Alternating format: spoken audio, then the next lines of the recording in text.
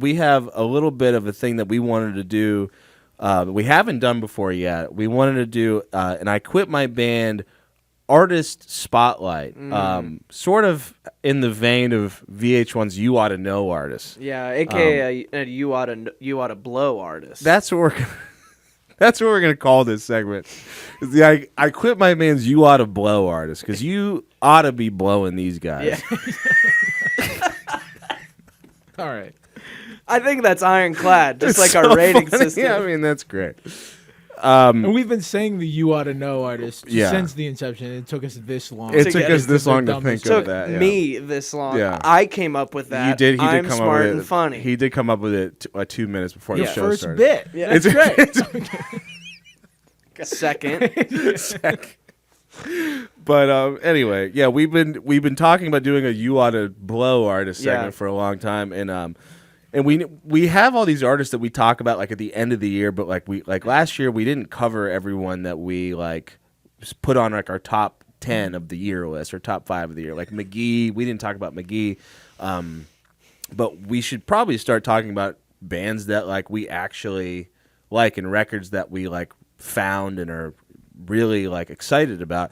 And I found one this weekend, just on Friday. I didn't know the record actually dropped on Friday. I just found the band and found their record was dropped that day. It's a band called Yahweh Nail Gun. Is that how you pronounce it? Yeah, yeah. Okay. I was saying YHWH Nail Gun. Yeah, me too. And I kept getting fucked up in my head. I'm like, yeah, YMH Nail Gun.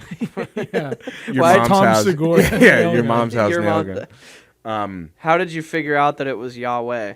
I just was like looking up the band and found a couple reviews and people Heard were someone like, say it. people like wrote like pronounced Yahweh Oh, Nail okay. Gun, and then I looked up like that is how people like abbreviate Yahweh, I guess, Okay. which is like a Catholic Christian thing, Yahweh. I or thought I'm that not was Jewish. Maybe it's a Jewish I thing. thought Yeah, it was it's a Jewish. religious thing. I'm not really Their sure. their Spotify profile photo is just a bunch of dead fish hanging from like a steel Yeah, from like steel hooks. steel hooks. Yeah. So that's pretty cool. Yeah, so they put out a record on Friday called 45 Pounds that I checked out initially and just became immediately obsessed with. Like I just got hooked right off the bat. I mean, I was painting my house, I was looking for something to listen to, and it was just like that thing when you hear it and you're like, this is not for me, But then you're like, wait a second.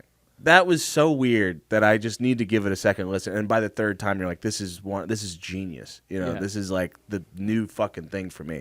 And I listened to the album so many times this past weekend. I want to put on a song. Did you guys check it out at all? Yeah, I did. Yeah. I want to put on the song Once.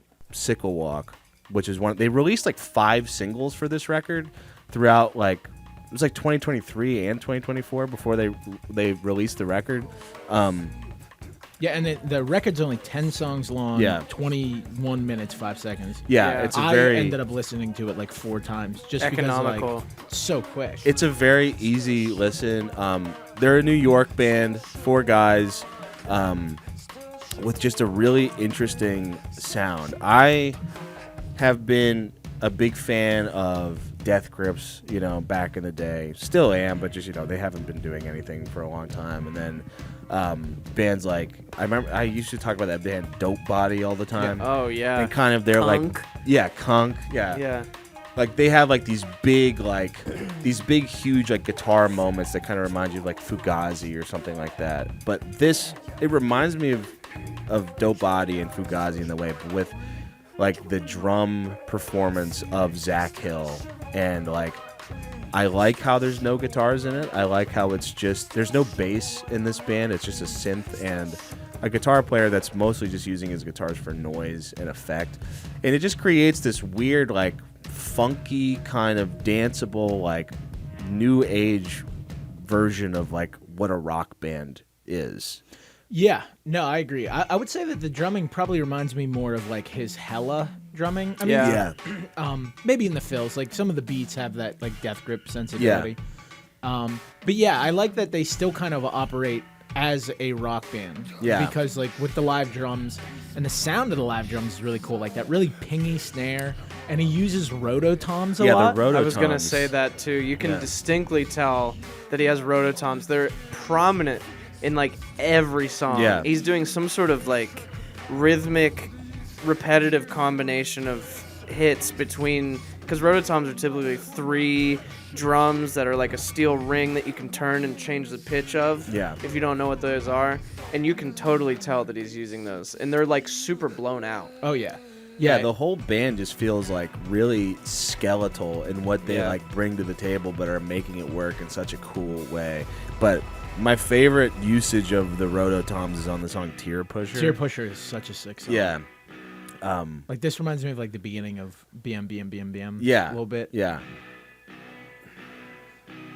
And then like that, it sounds like a synth, but it's just him doing the roto-toms while like hitting the beat, like, and it's off too, but it somehow works. Like, yeah, like the really like heavily syncopated beats that like it's always playing like a really deep groove. Like you can always find the part to like nod your head to, but there's so much syncopation in between. Yeah. And then the way that the synth is implemented, I really like, because like the guitar and the synth end up like complementing each other so much that sometimes it's hard to tell what is guitar and what is synth. Yeah. But then like almost every song, even if they're only 90 seconds, builds up to this like left turn that feels like you like hit a wall left turn, but they're like really satisfying. And specifically in this song, like the song is like, again, very skeletal the whole time, and then it builds to this where it just kind of comes out of nowhere, like this big like orchestral like boom that feels like right here. Very sick. Feels like a whole band just came out of nowhere, like 4 more guys. Yeah, like he does have cymbals on his drum kit. Yeah, You wouldn't know. it's such a cool approach, and they have like these kind of dark, like Death Gripsy sounding songs, but they also have songs like Penetrator and this song Castrato Raw. I like Castrato Raw a lot. It's like this kind of more dancey, poppy one, and yeah, I didn't know what to expect listening to this record, like from the first track. I was like, this sounds like it, there was like an Animal Collective influence that I picked up on like right away. I was like, these deep synths remind me of Animal Collective, but the vocals are just like that vocal approach. I've never heard anything like that. It's like, that's the one thing that probably doesn't work for me 100% is the vocal approach. It reminds me of like an exaggerated Kim Gordon. oh, okay, yeah, Like that really like pained, like yeah. It's like, it sounds like he's taking a shit. yeah, like male Kim Gordon. Yeah. Jim Gordon. Jim Gordon. Batman. Batman. boss. It's commissioner. Yeah, the command. Or friend or whatever. I don't know what the hierarchy is. My boss told me to do it. Don't want me to break that Don't guy's break that leg. guy's neck. Take it up with Jim. My boss. But I don't think that, like, even though that I'm not 100% sold on the vocal, I think sometimes it works, sometimes it doesn't. Yeah. It's not the focal point. It's fighting the music most of the time. Yeah. So even if it's not your favorite part of the music, which I would say that it's that way for me, Yeah. you can get lost in the instrumentation and it feels like just like another color, less than like the songs are really highlighting the vocals. It sounds like music from the future, almost. Like if you ever, this is a weird pull, but like, you know how in the movie WALL-E, there's a bunch of fat people like floating around on that. This sounds like the music they'd be listening to in the future in space. That is how I feel, I guess. I'm just like, this is music for fat guys who just don't do anything. While painting their house, wishes he had a hover chair that he could like a arm that's lifting up my arm so I can paint the house without doing a thing. Yeah. Well, I think what I like about it is, a lot of times when a band starts to like incorporate synth, it is usually ushering in like a decadence or a like what's the word, like a maximal approach. Yeah. Because we have all these sounds. Yeah. We're going to be able to just put anything anywhere. We're gonna make it even fuller. Yes. With Yeah. the synth. Whereas these guys are embracing, like, the synth is going to have one sound. Yeah. You know what I mean? Yeah. And like they're embracing the limitation around having a guy actually playing the synth with a live drummer, with a guitarist, Yeah. so like, because you have to make like a strong choice with that synth, you can't like lay down a MIDI pad and be like, well, we can tweak it and whatever. It's like, it really feels like they're embracing like that rock and roll aspect of like, each 4-person comes with a sound, and we're gonna build a track around that. Yeah, I watched some live performances. Is of it them. 2 people? No, it's 4 guys. Oh, okay. And they sound sick live. They do Oh, sound. really? They are able to recreate the sound live somehow. That's insane. But yeah, watching them live, it is really cool because they all look so locked into what they're doing. Even the synth, like, he doesn't look like he's taking a back seat or anything. Like, him and the guitar player have to kind of focus in on what they're both doing to lock in with whatever the drummer's doing. And then the singer is kind of like, he's kind of like the classic, like, I'm weird, like kind of Jim Morrison type of guy who's doing like the Scott Weiland type of moves on stage. Sick. And it I don't know if this, like, the sound of the band like warrants that as like in a live performance, but it is cool that like there's someone who's trying to set himself apart as a front man, I guess, like kind of in the same vein as Cameron Winter from Geese, and they've, I guess, done tours with Geese. Like, they're a New York band. There's a lot of bands that they're connected with that I've liked in the past. Geese and Godcaster. We talked about them on the show before. Venus Twins. I don't know if you guys know them. I've heard of them. Yeah.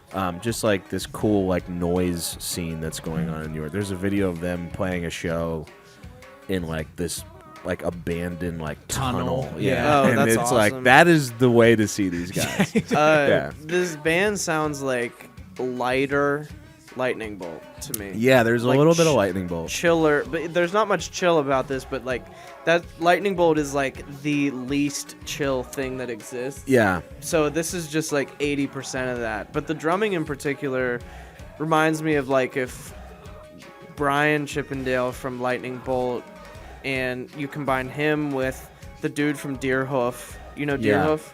Greg Greg. Saunier or something. Saunier. That's an insane drummer, and maybe a little bit of Zach Hill shit going on. Yeah, I mean, I love drummers like that like are just absolutely nuts behind the kit. But this guy feels more locked in than someone More like Chippendale pocketed. or Zach Hill. Like he's like Chippendale and Zach Hill will just like completely ruin a song if they want to. They're just like, fuck it. Those dudes have like relentless ability and stamina to just beat the fuck out of a song. Yeah. This guy's more musical about it. Not to say that those other dudes aren't musical, but you know what I'm saying. No, this guy feels like he's building the groove that the entire band is going to build the track around. Yeah. But it's going to be a very complicated, like, busy groove. Yeah.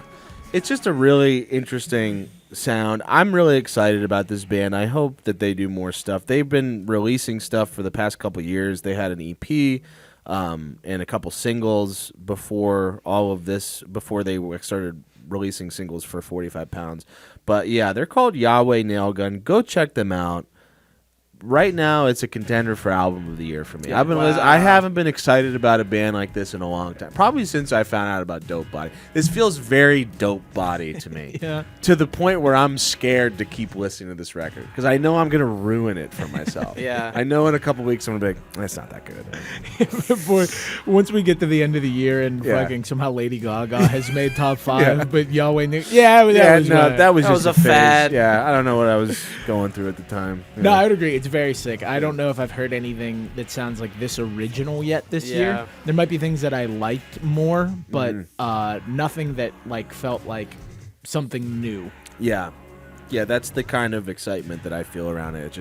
It feels very fresh. I feel like every time we review on a record, we like there's always that kind of in the back of your heads like it's probably not going to be a 9 or a 10 because it just feels like something I've heard before. And this is certainly something I've never heard before. Ditto. So, I've never heard something like this before.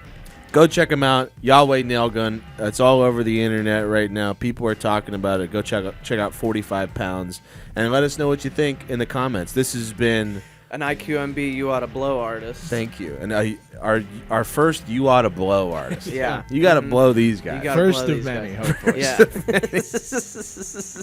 All right. That was fun.